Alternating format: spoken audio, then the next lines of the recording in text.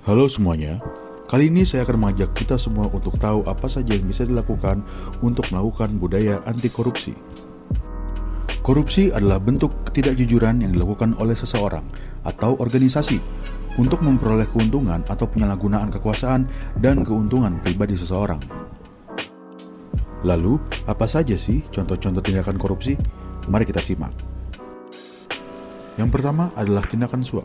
Tindakan suap berarti memberikan hadiah atau janji kepada pegawai negeri dengan mengingat kekuasaan atau wewenang yang melekat pada jabatan atau kedudukannya, baik oleh pemberi hadiah maupun janji yang dianggap melekat pada jabatan atau kedudukan tersebut.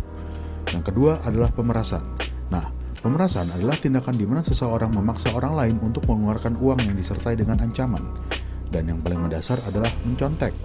Contek juga adalah salah satu contoh dari tindakan korupsi, karena perilaku contek sama saja seperti membohongi atau tidak jujur pada orang lain, dan juga karena pada dasarnya tindakan contek itu dilakukan dengan cara melihat milik orang lain.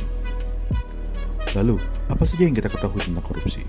Dari contoh-contoh tindakan korupsi tersebut, apa sih yang menyebabkan seseorang melakukan tindakan korupsi? Di antara lainnya yaitu keserakahan. Seseorang menjadi berlebihan mencintai harta, padahal bisa jadi harta sudah banyak atau jabatannya sudah tinggi.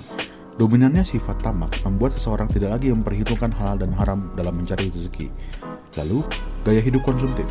Gaya hidup konsumtif misalnya memberi barang mewah dan mahal atau mengikuti tren kehidupan. Korupsi bisa terjadi jika seseorang melakukan gaya hidup konsumtif namun tidak diimbangi dengan pendapatan yang memadai. Jadi, apa yang bisa kita lakukan untuk menanggulangi budaya korupsi, baik secara kemusyawaratan maupun kemasyarakatan? Tentu sebagai warga negara Indonesia, budaya anti korupsi bisa kita implementasikan dalam kehidupan sehari-hari, bukan? Seperti memberikan pendidikan dan kesadaran kepada masyarakat tentang dampak negatif korupsi bagi pembangun dan masyarakat secara keseluruhan. Edukasi semacam ini perlu ditanamkan sejak dini khususnya oleh para pelajar generasi masa kini.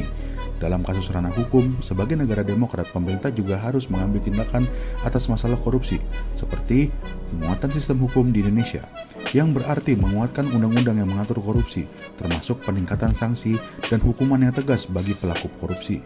Dan yang paling penting, bisa diimplementasikan secara keseluruhan adalah tanamkan kejujuran untuk seluruh kalangan. Kami dari kelompok 7, sekian dan terima kasih.